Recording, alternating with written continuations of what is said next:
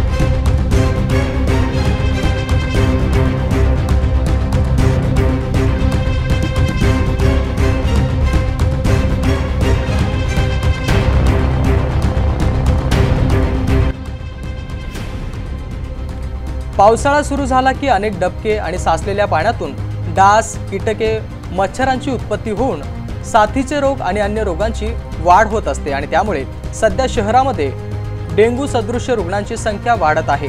ताप, सर्दी, खोकला आणि पडसं यासह पोटदुखी असे विकार आदी लक्षणे असलेले रुग्ण दवाखान्यात उपचारासाठी येत आहे।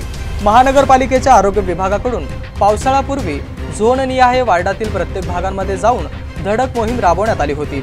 आज ही मोहीम सुरू असल्याचं आरोग्य मलेरिया विभागाकडून सांगण्यात आलं आहे। परंतु 7 रोगाची तीव्रता अधिक वाढत आहे। यामध्ये काही डेंग्यू सदृश आजाराने रुग्णांचा मृत्यू झाल्याचं आढळून येत आहे।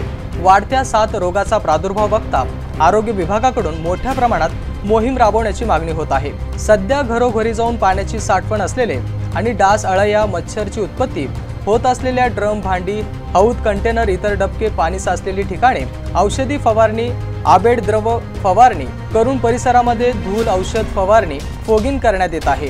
महानगरपालिका आरोग्य विभागाकडून नवीन पद्धतीने वापर करून फवारणी केली जात आहे। मात्र बहुतांश परिसरात फोगिंग, धूळ फवारणी, औषध फवारणी केली जात नसल्याचा नागरिकांनी आरोप केला आहे।